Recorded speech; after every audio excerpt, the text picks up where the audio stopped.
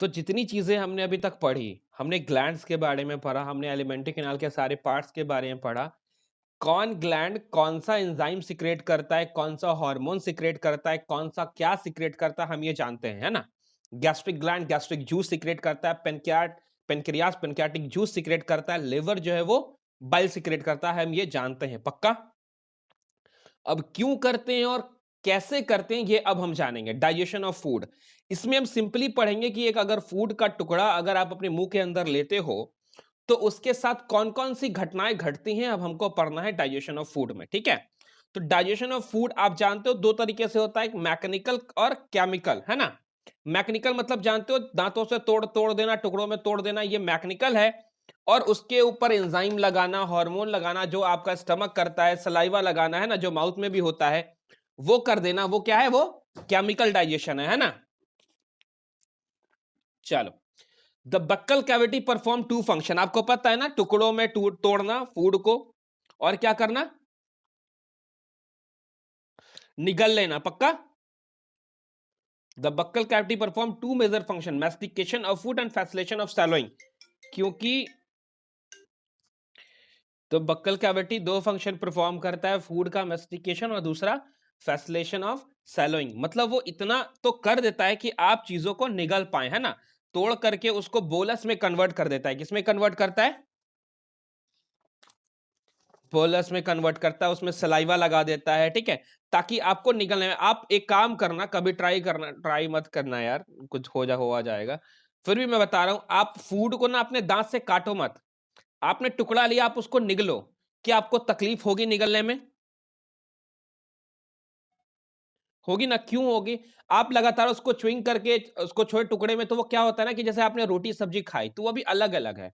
जब आप उसको 2-3 बार चबाते हो, 4-5 बार चबाते हो, उसके बाद उसमें सलाइवा लगता है, उसमें म्यूकस लगता है। जब सब कुछ लग जाता है तो एक वो टुकड़े में कन्वर्ट हो जाता है, जिसको आप चिकना टिकना चिकना सा टुकड़ा हो जाता है, जिसको आप आसानी से निगल पाते हो, पक्का। तो ये काम जो है ना आपके बक्कल कैविटी में हो जाता है। Teeth and tongue with the help of saliva mastication and mix up the food thoroughly, वो फूड को अच्छे से मिक्स कर देता है, उसमें सलाइवा मिक्स कर देता है। Mucus in saliva help in lubrication and bring the masticated food particle into bolus. उसने बोला जो आपके सलाइवा में म्यूकस है, क्या है? जो आपके सलाइवा में म्यूकस है, वो लुब्रिकेशन चिकनाहट प्रोवाइड करता है और वो एधरिंग करवाता है, मतलब चीजें आपस में जुड़ जाए। जो आपने रोटी सब्जी खाया है, उसको दांत ने तो उसको टुकड़े टुकड़े कर दिया। म्यूकस ने बोला कि रोटी सब्जी दोनों एक दूसरे में जुड़ जाओ, ताकि इसको निगलने में आसानी हो, ठीक है। और अब ये कहलाएगा बोलस। क्या कहलाएगा? आपने कुछ भी लिया है अंदर, वो अब स्लाइवा का म्यूकस लग गया है, वो टुकड़े टुकड़े में काट दिया, मेस्टिकेट कर दिया, अब वो क्या कहलाएगा? बोलस। तो जो स्टमक के अंदर जाएगा ना, वो बोलस होगा। क्या होगा? लिया आपने कोई रोटी सब्जी लिया, कन्वर्ट हुआ बोलस में, तो स्टमक के अंदर जाएगा बोलस। लेकिन जब वही चीज स्टमक से निकल के स्मॉल इंटेस्टाइन में जाएगी ना, तो उसको बोलस नहीं कहेंगे, वो काइम कहेंगे। क्या कहेंगे? काइम। क्या कहेंगे? काइम, CHYME, काइम, ठीक है। और वही चीज जब ड्यूडेनम में जाएगा, तो हम इसको काइल कहेंगे, CHYLE, काइल। तो नाम बदलते रहते हैं जगह के अनुसार, मैं बताता हूं आपको, ठीक है। तो अब ये बोलस हो गया। उसने क्या बोला? The bolus is then convert into the pharynx, उसको फेरिंग से भेजते हैं, और फेरिंग से फिर ईसोफेगस में चला जाता है, जब आप निगल लेते हो, सैलिंग कर लेते हो, डिग्लूटेशन कर देते हो, पक्का।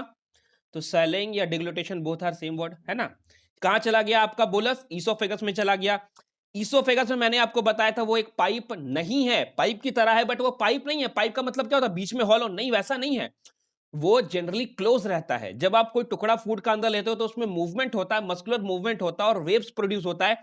और वो फूड को ना ऐसे, ये पाइप है, ये पाइप है, ये पाइप क्लोज होता है, और ये आपका फूड है, तो यहाँ पे ओपन है। धीरे धीरे इसको नीचे भेजा जाता है, सही। मैंने फिगर दिखाया ना एक बार आपको। तो सक्सेसिव वेव के साथ मस्कुलर कॉन्ट्रैक्शन करते करते, जिसको हम पेरिस्टाल्टिक मूवमेंट कहते हैं, ये कहां चला जाएगा?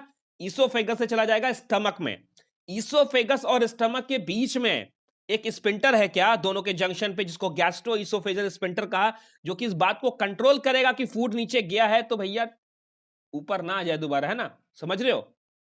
तो gastro oesophagus sphincter control the passage of food into the stomach. मतलब फूड का स्टमक, बोलस का, सॉरी, बोलस का, जो आपका फूड लिया है वो बोलस का या फूड का एंट्री स्टमक में कौन करता है गार्ड? गैस्ट्रो इसोफेजियल स्फिंक्टर, इसको कार्डियक स्फिंक्टर भी हम कहते हैं, ठीक है। चलो, द सलाइवा, अब सलाइवा में क्या क्या होता है मैंने आपको ऑलरेडी बताया हुआ भी है, फिर भी एनसीईआरटी में देख लो। The saliva secreted into the oral cavity, जो सलाइवा ओरल कैविटी में सिक्रेट होता है उसमें इलेक्ट्रोलाइट्स होते हैं, फॉर एग्जांपल होता है। तो हमने बोला कि सलाइवा में जो देखो, अब इसको याद रखना है आपको, मैंने आपको ऑलरेडी बता दिया है, याद है मैं जब मैं सलाइवरी ग्लैंड पढ़ा रहा था तो मैंने बताया था सलाइवा में क्या क्या होता है, सलाइवरी अमाइलेज होता है, लाइजोसोम होता है, बताया है ना। तो उसको भी आपको एक दो बार पढ़ के याद रखना है, लेकिन जो एनसीईआरटी में ये आपको डेफिनेटली याद रखना है कि ओरल कैविटी में जो सलाइवा सीक्रेट होता है उसमें क्या होता है, आपको डेफिनेटली याद रखना है, ठीक है। तो the saliva secreted into oral cavity contain electrolytes, क्या कंटेन, जैसे सोडियम, पोटेशियम, ठीक है, क्लोरीन, HCO3, ठीक है, HCO3, और कुछ इंजाइम्स, इंजाइम बोले तो सलाइवरी अमाइलेज और लाइजोजाइम। लाइजोजाइम के बारे में मैंने आपको बताया था कि वो चीजों को डिसइंफेक्ट करता है, मतलब चीजों में अगर कुछ आपने जो टुकड़ा लिया है ना उसमें मान लिया बैक्टीरिया, तो बैक्टीरिया को खा जाएगा, है ना, बैक्टीरियल इन्फेक्शन से आपको बचाता है वो सलाइवरी लाइजोजाइम, बताया था क्या आपको, है ना। एंटी बैक्टीरियल वो आपको इन्फेक्शन से बचा, मान लिया आपने कोई फूड लिया उसमें 6-7 को बैक्टीरिया, कोई जितना भी बैक्टीरिया है, 6-7 नहीं, कितनी बैक्टीरिया है, तो उसमें अगर उससे आपको इन्फेक्शन होगा तो उससे वो बचाएगा आपको, ठीक है। मैंने बोला कि आपको पता होना चाहिए कि जो सलाइवरी अमाइलेज है, ठीक है, वो तो स्टार्च को माल्टोज में कन्वर्ट कर देगा, ठीक है, स्टार्च को डाइजेशन करने का काम उसका है। लाइजोजाइम का काम क्या होता है कि जो आपने लिया है फूड, उसमें अगर कोई बैक्टीरिया है तो उसको वो मारने का काम करेगा, मतलब एंटी बैक्टीरियल फंक्शन करेगा वो, और वो आपको इन्फेक्शन से बचाएगा, पक्का, ठीक है। तो ये चीजें हैं। तो सलाइवा में क्या क्या होता है, सलाइवरी अमाइलेज और लाइजोजाइम होता है, और इलेक्ट्रोलाइट्स होते हैं जैसे सोडियम, पोटेशियम क्लोराइड, HCO3 होता है, ठीक है। The chemical process of digestion is initiated in the oral cavity, उसने क्या बोला, केमिकल प्रोसेस जो डाइजेशन का है वो कहां इनिशिएट होता है, ओरल कैविटी में, by the hydrolytic action of carbohydrate splitting enzymes, और कार्बोहाइड्रेट स्प्लिटिंग एंजाइम्स जो हाइड्रोलाइज करते हैं कार्बन डाइऑक्साइड, कार्बोहाइड्रेट को, सॉरी, कार्बोहाइड्रेट को जो हाइड्रोलाइज करते हैं वो होते हैं सलाइवरी अमाइलेज, ठीक है। उसने बोला देख, द सलाइवरी अमाइलेज जिसको जो क्या करता है, स्टार्च को माल्टोज में कन्वर्ट कर देता है, पक्का। मैंने बताया था ना स्टार्च का या कार्बोहाइड्रेट का जो डाइजेशन है वो माउथ से स्टार्ट हो जाता है, मैंने आपको बताया था प्रोटीन का स्टमक से होता है, फैट का स्मॉल इंटेस्टाइन से होता है। उसने बोला about 30% of the starch is hydrolysed here by this enzyme, optimum content optimum pH of 6.8 into a disaccharide maltose, समझ में आता है ये बात। और जो लाइजोजाइम प्रेजेंट है आपके सलाइवा में, act as a antibacterial agent जो कि आपको इन्फेक्शन से बचाएगा। मतलब आपने सलाइवा में क्या होता है ये देख लिया, सलाइवर अमाइलेज क्या काम करता है, लाइजोजाइम क्या काम करता है ये आपने देख लिया, आपने ये भी देख लिया कि माउथ में क्या क्या होता है, इसोफेगस में पेरिस्टाल्टिक होता है, ये भी देख लिया। अब बात क्या किसकी करेंगे, स्टमक की बात करेंगे, पक्का। तो मैंने आपको ऑलरेडी पढ़ाया हुआ है कि स्टमक में गैस्ट्रिक ग्लैंड्स होते हैं, और गैस्ट्रिक ग्लैंड में कुछ सेल्स होती, याद है, म्यूकस सेल, पेप्टिक टेल या चीफ सेल, पैराइटल सेल या ऑक्जेंटिक सेल, बताया है कि नहीं बताया, बताओ, बताया है। तो म्यूकस नेक सेल, मतलब म्यूकस सेल जो है वो सिक्रेट करती है म्यूकस, गैस्ट्रिक ग्लैंड की सेल्स है। पेप्टिक सेल या चीफ सेल जो कि प्रो एंजाइम पेप्सिनोजेन बनाती है, क्या बनाती है, प्रो एंजाइम पेप्सिनोजेन। देखो अब प्रो एंजाइम का मतलब क्या होता है, मेरी बात ध्यान से सुन। प्रो एंजाइम हम उसको कहते हैं वो एंजाइम जो एक्टिव फॉर्म में नहीं है, मतलब इसको किसी और चीज को, इसको कुछ और दोगे तब ये एंजाइम में कन्वर्ट होगा, समझ में आ रही मेरी बात। तो ये प्रो एंजाइम है, इनएक्टिव फॉर्म में है अभी, अभी इसको कुछ मिलेगा तो ये एक्टिव होगा तो एंजाइम होगा, तो ऐसा कुछ है, ठीक है। तो याद रखना पेप्टिक सेल या चीफ सेल क्या सिक्रेट करता है, क्या करता है बताओ, प्रो एंजाइम पेप्सिनोजेन करता है सिक्रेट, पक्का, ठीक है। पेराइटल सेल या ऑक्जेंटिक सेल सिक्रेट करते हैं HCl एंड कुछ इंट्रांसिक फैक्टर जो कि विटामिन B12 के एब्जॉर्प्शन के लिए इंपॉर्टेंट है, पेराइटल या ऑक्जेंटिक, हमेशा याद रखना।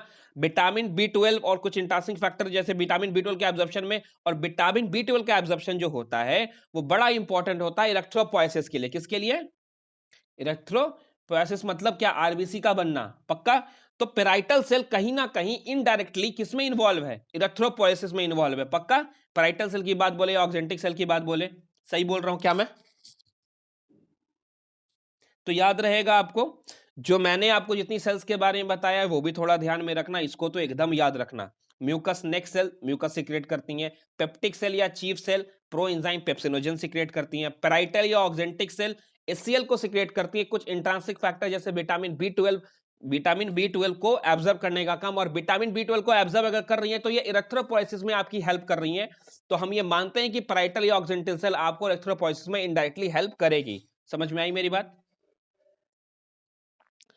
अब बात करते हैं स्टमक की। गैस्ट्रिक ग्लैंड कहाँ है? स्टमक में, ये ना, तो स्टमक की बात करते हैं। तो स्टमक स्टोर फूड फॉर 4 से 5 घंटा फूड जो है स्टमक में रहता है। फूड को अच्छे से मिक्सअप किया जाता है gastric acid thoroughly with the gastric acidic gastric juice, जो गैस्ट्रिक ग्लैंड जो गैस्ट्रिक जूस प्रोड्यूस करती है ना, गैस्ट्रिक ग्लैंड जो गैस्ट्रिक जूस प्रोड्यूस करती है उसमें मिक्सअप किया जाता है ना, चर्निंग मूवमेंट के द्वारा। वो ना मूवमेंट, चर्निंग मूवमेंट होता है स्टमक में, ठीक है? अब मूवमेंट, अब यहाँ पे क्या ये बन गया, ये जो बोलस आप लेके आए थे वो किसमें कन्वर्ट, काइम में कन्वर्ट हो गया। किसमें कन्वर्ट हो गया? Chyme. The food mixes thoroughly with the acidic gastric juice of the stomach by the churning movement of this muscular wall and it is called chyme. मतलब जो स्टमक के अंदर आया था वो बोलस था। अब जब हमने इसको गैस्ट्रिक जूस से पूरा नहला दिया, पूरा थॉरली मिक्स कर दिया, तो ये क्या बन गया है? काइम बन गया है। अब एक बात मुझे बताओ, पेप्सिनोजेन कौन सिक्रेट करता है? बताओ, पेप्सिनोजेन कौन सिक्रेट करता है? पेप्टिक सेल या चीफ सेल। देखो लिखा हुआ है, the proenzyme pepsinogen on exposure to hydrochloric acid. और हाइड्रोक्लोरिक एसिड कहां होता है? स्टमक में होता है। कौन सिक्रेट करता है?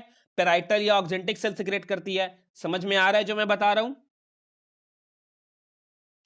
तो प्रो एंजाइम पेप्सिनोजेन जो है, जब उसको एक्सपोजर होगा हाइड्रोक्लोरिक एसिड का, तो सबसे पहले ध्यान में तो ये आना चाहिए कि पेप्सिनोजेन करता कौन है सिक्रेट?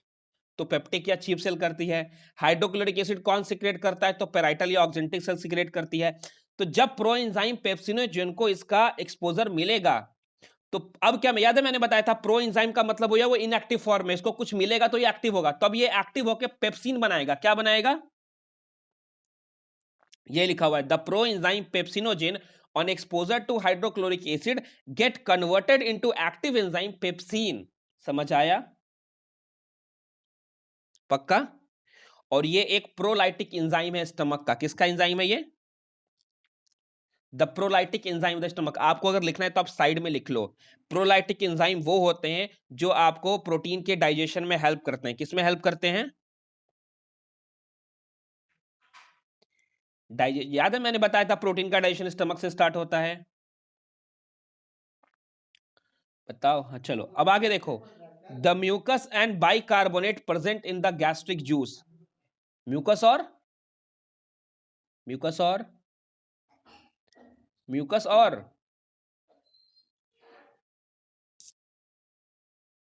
म्यूकस और बाइकार्बोनेट जो गैस्ट्रिक जूस में प्रेजेंट हैं, वो लुब्रिकेशन प्रोवाइड करते हैं। और जो अंदर वाली म्यूकोस म्यूकोस की लेयर है ना, याद है तुमको, सबसे बाहर होता है सिरोसा, फिर मस्कुलरिज, फिर सब म्यूकोसा और म्यूकोसा।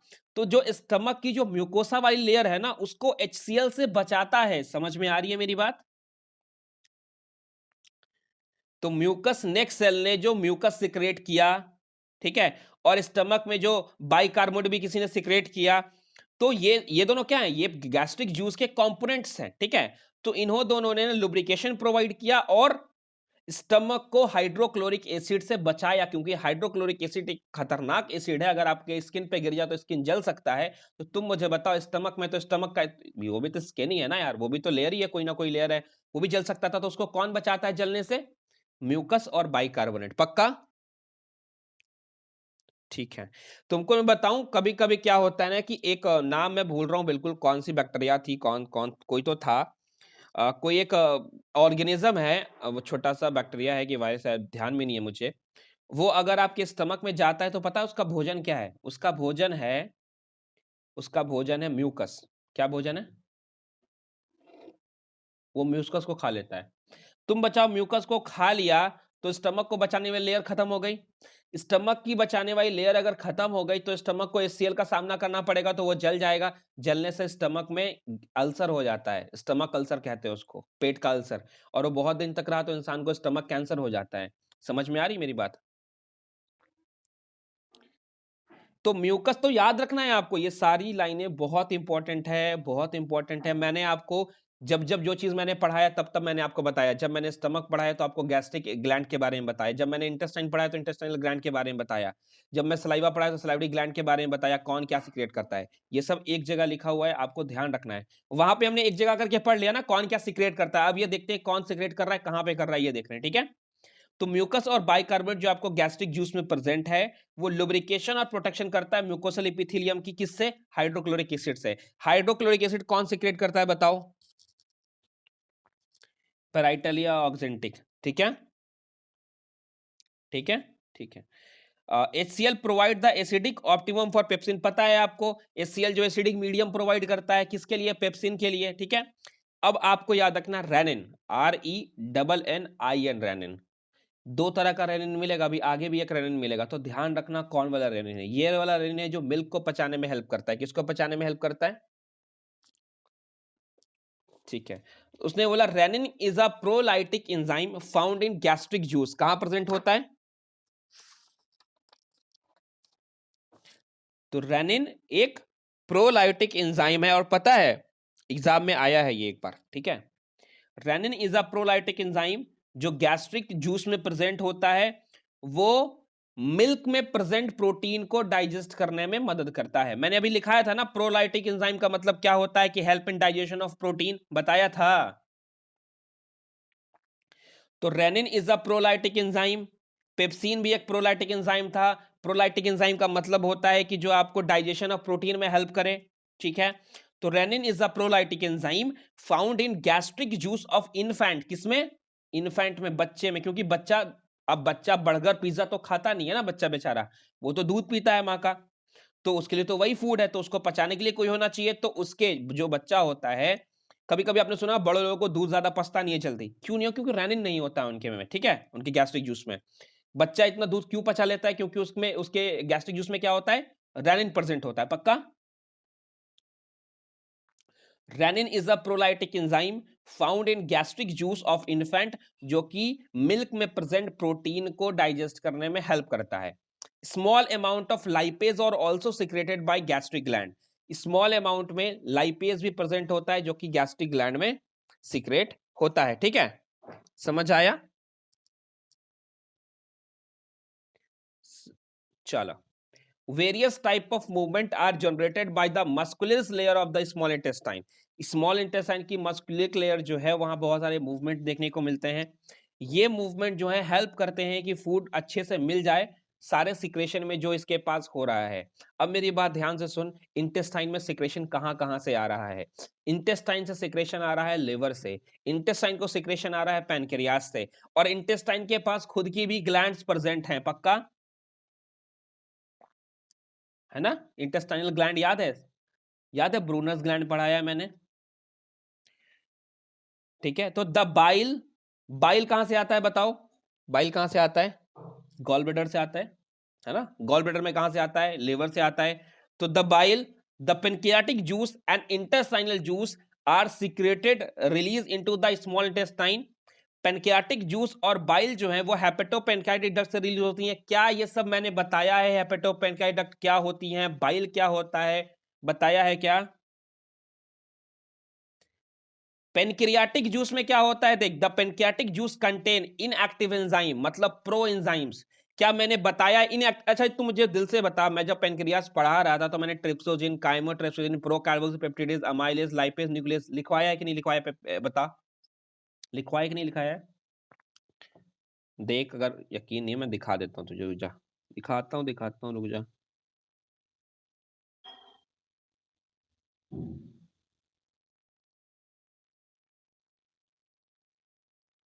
दिखाता हूँ, कहाँ लिखा था मैंने इसको।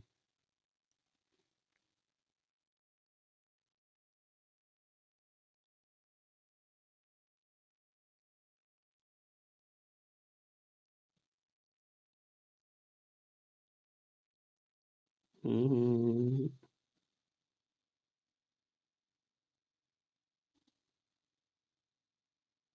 कहीं तो लिखवाया है मैंने, मुझे याद है मैंने लिखवाया है।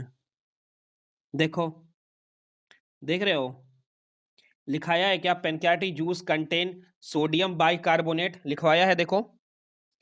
And 3 pro enzyme trypsinogen chymotrypsin pro carboxyl peptidase, और कुछ एंजाइम याद है, जैसे pancreatic alpha mileage, DNAs, RNase, pancreatic lipase, बताया है जी। अरे बोलो तो। जी तो याद रखिएगा, सिर्फ जी बोलिएगा, बताइए। तो देख क्या लिखा हुआ है, the pancreatic juice contain inactive enzyme, मतलब ये, अच्छा एक बात बताई, मैंने ये भी बताया है आपको कि ये पेनक्रियाज में अगर बन रहे हैं तो इनएक्टिव फॉर्म में क्यों बन रहे हैं, क्या इसका भी आंसर मैंने आपको दिया है? बता। इसका आंसर अगर दिया है तो क्या आंसर दिया था, ये बता, बता बता जल्दी बता। मैंने बोला था कि जब ये पैनक्रियाज में बन रहे हैं तो ये थोड़े खतरनाक होते हैं, खतरनाक होते हैं, तो अगर इसको इनएक्टिव फॉर्म में ही बनाया गया पैनक्रियाज में तो बड़ा मसला हो जाएगा, ये पैनक्रियाज को ही कभी कुछ गड़बड़ हो गया तो पैनक्रियाज को ही खत्म कर देंगे, डाइजेस्ट कर देंगे। ठीक है, तो इनको जहां इनका टारगेट है वहां ले जाके इनको एक्टिव किया जाता है, ताकि जाके एक्टिव हो जाए और वहां काम अपना कर लें, समझ आया?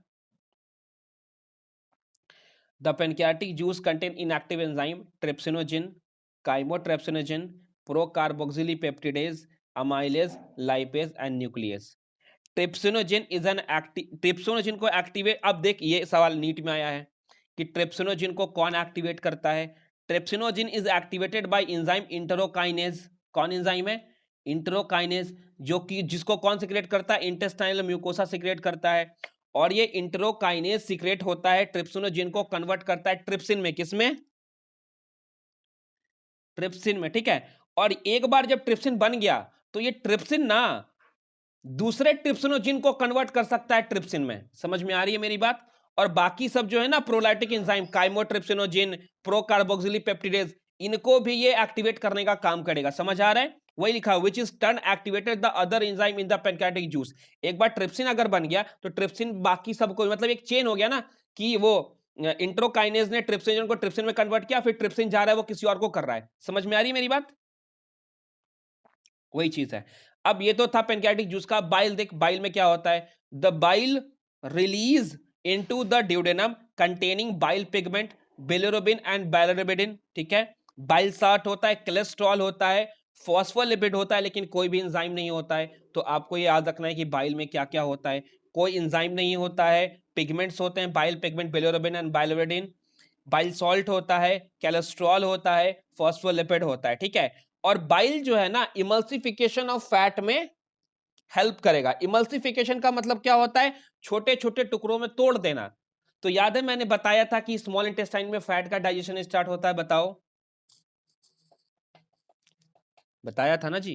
चलो बहुत बढ़िया, ठीक है। तो हमने बोला अच्छा बाइल कहां, स्टमक में सीक्रेट होता है जी, बताओ कहां होता है बाइल सीक्रेट, कहां होता है बाइल सीक्रेट, उसका सिक्रेशन कहां होता है बाइल का, बताओ। स्मॉल इंटेस्टाइन में होता है महाराज, ड्यूडेनम वाले पार्ट में, ठीक है, ठीक है। The intestinal mucosal epithelium has goblet cell, उसने बोला इंटेस्टाइन की म्यूकोसा जो इनके पास गॉबलेट सेल होता है, जो कि सिक्रेट करती हैं म्यूकस, क्या सिक्रेट करती हैं? Mucus. The secretion of the brush border cell of the mucus along with the secretion of goblet cell, जो सिक्रेशन ब्रश बॉर्डर सेल का हुआ है, जो सिक्रेशन गॉबलेट सेल का हुआ है, सबको मिला के हमने कहा इंटेस्टाइनल जूस, क्या कहा?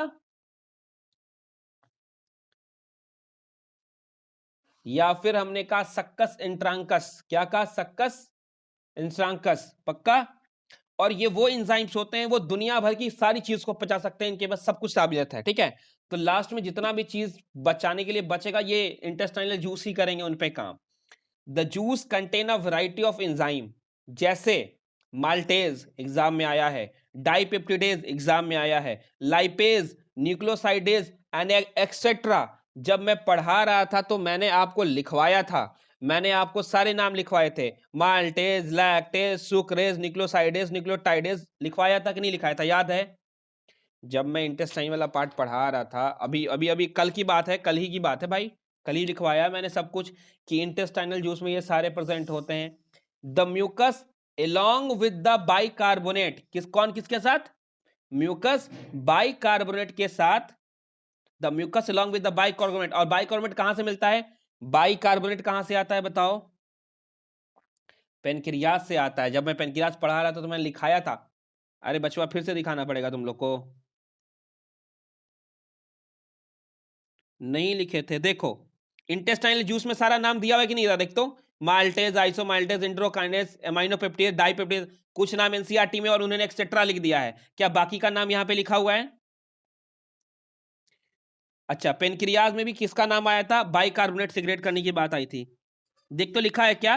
Pancreatic juice contain sodium bicarbonate, लिखा है कि नहीं लिखा है बता? तो चीजों को समझ पा रहे हो मैंने वहां पे इतना इंफॉर्मेशन क्यों दिया था आपको लिख करके? ताकि यहां पे आप उसको याद करने के बाद देख पाओ, ठीक है? तो देख क्या लिखा हुआ है, म्यूकस, म्यूकस और बाइकार्बोनेट कहां से? पेनक्रियाज से। म्यूकस कहां आया? इंटेस्टाइन से आया है। उन दोनों ने मिलकर के इंटेस्टाइन की म्यूकस को बचाया, ठीक है, एसिड से। किसके एसिड से बताओ? कहां एसिड क्यों आया इंटेस्टाइन में, बताओ मुझे। एसिड का है, सोचो सोचो सोचो, इंटेस्टाइन के ऊपर कौन बैठा है पहले बताओ, इंटेस्टाइन के ऊपर कौन बैठा है? स्टमक। स्टमक के पास क्या है? HCl है। तो जब वो फूड में HCl को मिला रहा था तो क्या उसको उसने न्यूट्रलाइज करके स्मॉल इंटेस्टाइन में डाला कि डायरेक्ट भेज दिया? डायरेक्ट भेजा ना, उसने HCl मिलाया और डायरेक्ट भेज दिया। मतलब ये ऊपर तो बैठा बैठा बहुत बदमाश वाला काम कर रहा है, स्मॉल इंटेस्टाइन के ऊपर वो बैठा है। तो स्मॉल इंटेस्टाइन ने बोला कि भैया ऐसा है कि मेरे ऊपर जो स्टमक साहब बैठे हैं वो HCl मिलाते हैं फूड में, पार्शियली डाइजेस्ट करते हैं, कार्बोहाइड्रेट डाइजेस्ट कर जाते हैं, प्रोटीन को हद तक डाइजेस्ट करते हैं, कार्बोहाइड्रेट कुछ डाइजेस्ट करते हैं, आधा आधा पार्शियली डाइजेशन करते हैं। और उसमें एसिड काइम, क्या बोलते हैं हम इसको? Acid chyme. क्या बोला मैंने? एसिड काइम बना करके मेरे ऊपर ये फोड़ देते हैं। तो हमको कोई ऐसा चीज चाहिए ना जो इस एसिड को न्यूट्रलाइज कर सके, मतलब बेस चाहिए। बताओ। वही लिखा उसने कि mucus along with the bicarbonate from the pancreas. Bicarbonate कहां से? पेनक्रियाज से। प्रोटेक्ट करता है इंटेस्टाइनल मुकोसा से एसिड से, इंटेस्टाइनल मुकोसा को एसिड से, ठीक है, अल्कलीन मीडियम प्रोवाइड करके, ठीक है, ठीक है। और प्रोटेक्ट भी करता है और साथ में इंजाइमेटिक एक्टिविटी भी तो होनी चाहिए ना, तो वो देता है, ठीक है। सब म्यूकोसल ग्लैंड, जिसको ब्रूनस ग्लैंड भी कहते हैं, वो भी इसी में हेल्प करता है। क्या सब म्यूकोसल ग्लैंड ब्रूनस ग्लैंड को मैंने आपको पढ़ाया है? पढ़ाया है जी, ठीक है। चलो, protein, proteases and peptones, partially hydrolysed protein, ये सारे आधे पचे हुए प्रोटीन हैं। इन द काइम, किसमें? In the chyme, reaches the intestine, are act upon by the proteolytic enzyme of pancreatic juice. उसने क्या बोला? देख मेरी बात ध्यान से सुन, इसको समझ। नहीं समझ आता मेरे को बोलना कि नहीं समझ आया। उसने बोला कि स्टमक में प्रोटीन का डाइजेशन स्टार्ट तो हो गया था, लेकिन मैंने आपको बताया ना कि स्टमक में पार्शियली डाइजेस्ट होता है। तो प्रोटीन, पेप्टियन और पेप्टॉन जो भी थे, जिनका ये पार्शियली डाइजेस्ट प्रोटीन ये थे, ये जो काइम में प्रेजेंट है, याद है मैंने कहा था बोलस गया है स्टमक में निकलेगा काइम के फॉर्म में, बताया था क्या? और जब ये ड्यूडेनम से बाहर निकलेगा तो काइल कहलाएगा, CHYLE, काइल कहेंगे, काइम नहीं कहेंगे, काइल कहेंगे। तो मेरी बात ध्यान से सुन, प्रोलाइटिक एंजाइम पेनक्रियाटिक जूस में प्रेजेंट है, बताओ। ट्रिप्सिन, काइमोट्रिप्सिन, कार्बोक्सपेप्टिडेट, ये सारे प्रो एंजाइम थे। प्रो एंजाइम वो भी प्रोटीन को पहचानो। तो उसने वही लिखा, देख उसने बोला कि प्रोटीन, प्रोटीन जो भी आपके फूड में था वो पार्शियली डाइजेस्ट कर दिया गया, ठीक है।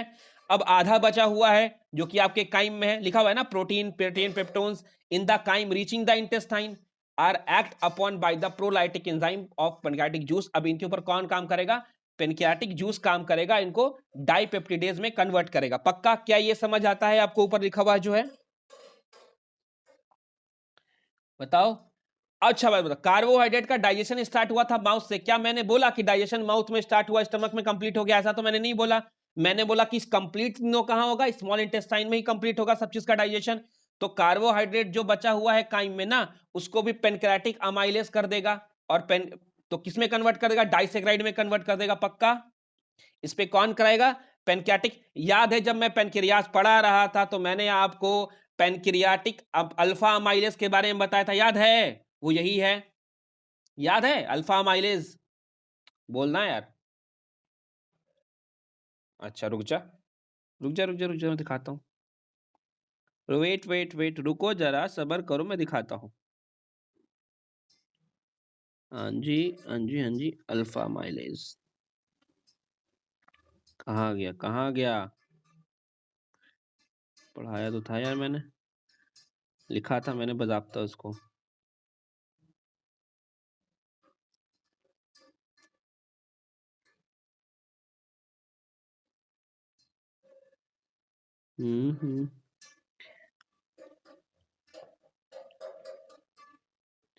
लिखा तो है मैंने, लिखा है पक्का।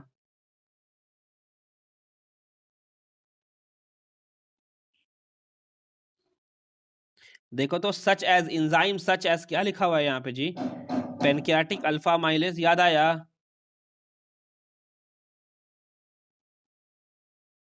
अच्छा आप नहीं पढ़े हैं, कोई बात नहीं। मेरे को लगा तुमने मेरे को बोला कि नहीं पढ़ाया सर आपने।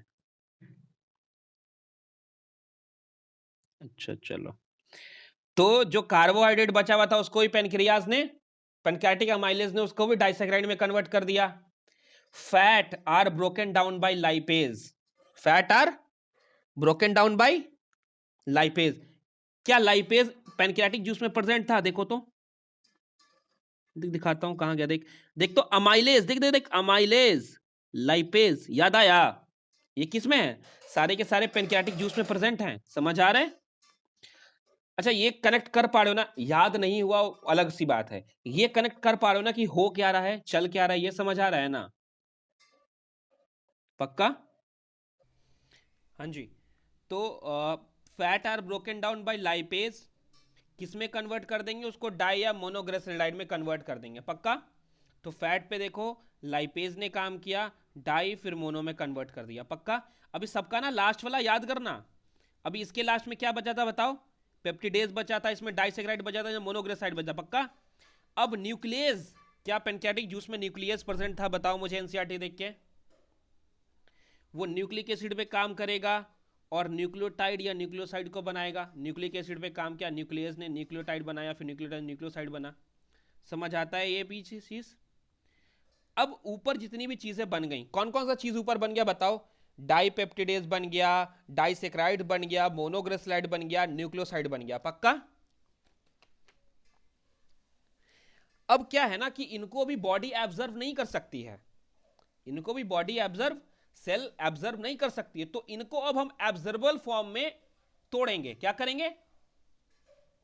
इनको ऐसे फॉर्म में तोड़ेंगे कि बॉडी इसको एब्जर्व कर पाए, पक्का? तो अच्छा मुझे बताओ, पेनक्रियाज का सारा जूस यूज हो गया? बताओ, पेनक्रियाज का सारा जूस यूज हो गया ना जी? न्यूक्लियस था यूज हो गया, लाइपेज था यूज हो गया, पक्का ना? अच्छा अभी तक मैंने इसका नाम लिया है क्या? इंटेस्टाइनल जूस का नाम लिया, सक्कस इंट्रांसस का नाम लिया है अभी तक कि आया ये नहीं ना? तो जो इंड प्रोडक्ट है ना तुम्हारा, डाइपेप्टिडेज हो गया, डाइसेक्राइड हो गया, मोनोग्लिसराइड हो गया, न्यूक्लियोसाइड हो गया, न्यूक्लियोटाइड हो गया, इस इंड प्रोडक्ट को तोड़ेंगे कि भैया इसको एब्जर्व वाले फॉर्म में कन्वर्ट करो। वो कौन करेगा? सक्कस इंट्रांकस बोलो या फिर इंटेस्टाइनल जूस बोलो। समझ में आता है बात? देखा हुआ है। The enzyme in the succus entericus act on the end product of the above reaction, जो ऊपर रिएक्शन आपने देखे उनके इन प्रोडक्ट पे सक्कस इंट्रांकस काम करेगा और उनको रिस्पेक्टिवली, इज्जत से, सिंपल एब्जर्बल फॉर्म में कन्वर्ट करेगा, ठीक है? This final step is digestion occur very closely to the mucosal epithelium of the intestine. Mucosa जो इंटेस्टाइन की म्यूकोसल इपिथेलियम होती है उसकी बड़े क्लोज पे होती है। क्यों होती है? क्योंकि उसको तोड़ा और इपिथेलियम ने उसको एब्जर्व कर लिया। समझ में आई मेरी बात? तो देख, डाइपेप्टाइड्स को तोड़ के अमाइनो एसिड में कन्वर्ट किया डाइपेप्टिडेज ने। माल्टोज के ऊपर माल्टेज ने कन्वर्ट काम किया, ग्लूकोज ग्लूकोज में तोड़ा। लैक्टोज के ऊपर लैक्टेज ने काम किया, ग्लूकोज गैलेक्टोज में तोड़ा। सुक्रोज के ऊपर सुक्रेज ने काम किया, ग्लूकोज फ्रुक्टोज में तोड़ा। न्यूक्लियोटाइड पे ऊपर न्यूक्लियोटाइडेज, न्यूक्लियोसाइड के ऊपर न्यूक्लियोसाइडेज ने काम किया, शुगर प्लस बेस में तोड़ा। याद है तुमको बेस, नाइट्रोजन बेस याद है क्या जी? अरे बाबा, बेस प्लस शुगर न्यूक्लियोसाइड और उसके ऊपर फास्फोरस जोड़ दो, न्यूक्लियोटाइड, याद आया?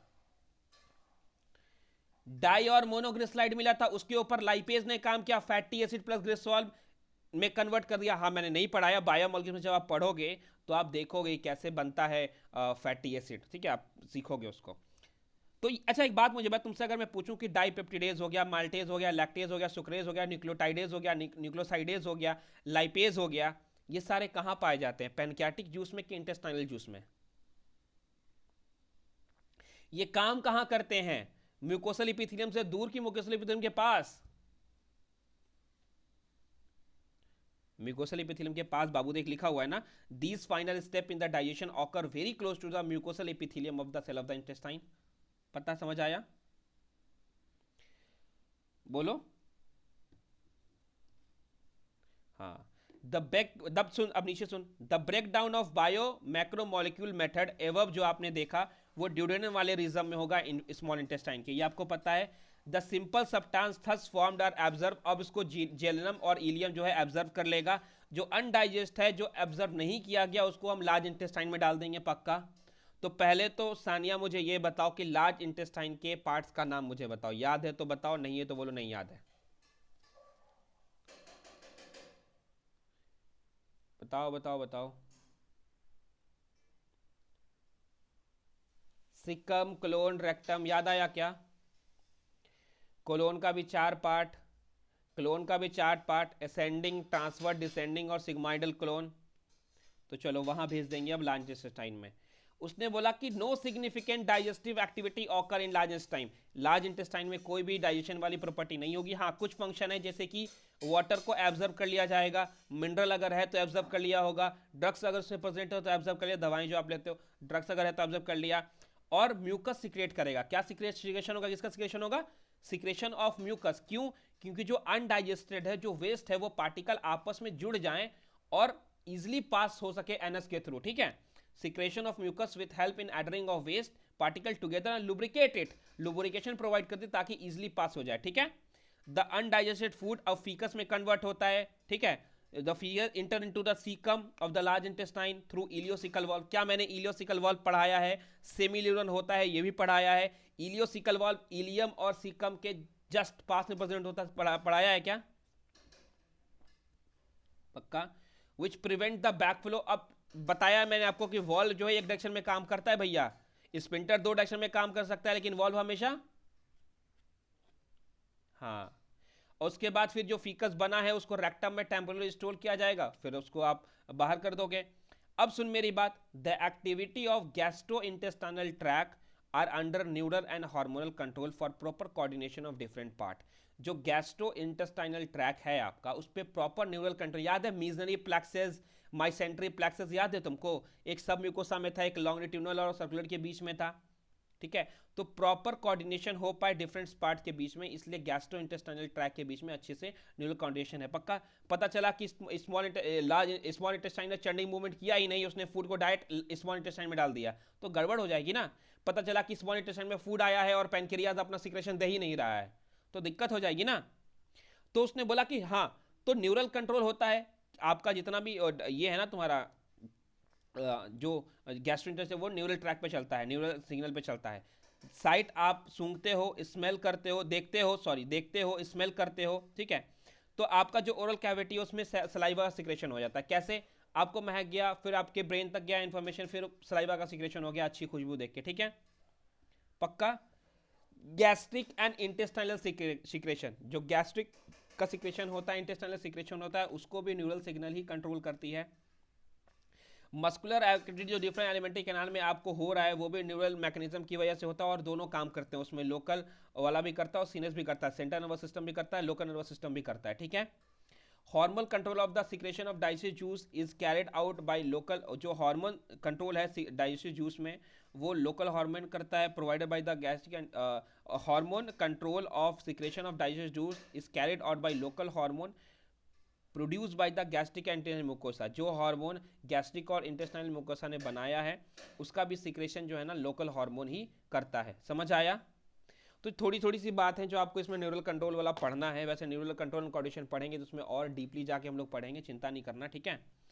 अब ये जो बॉक्स है आपको ऐड किया गया एनसीईआरटी में, ध्यान देना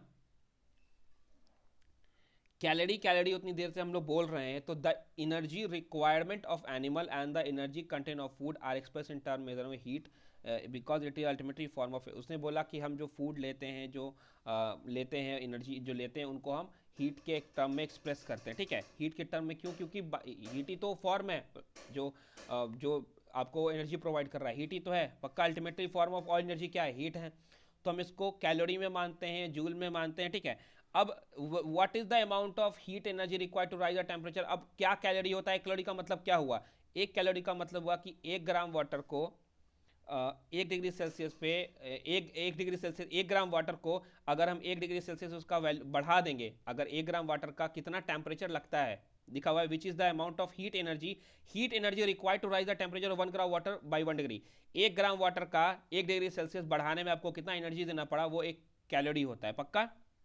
तो हम बोलता है बेसिकली, हम हमेशा नॉर्मल कैलोरी वर्ड यूज नहीं करते, हम किलो कैलोरी में बात करते हैं। तो सिंपल सी बात है कि 1 kg वाटर है, उसका 1 डिग्री बढ़ाने के लिए आपको कितना एनर्जी लगाना पड़ा, वो 1 किलो कैलोरी होता है पक्का पक्का।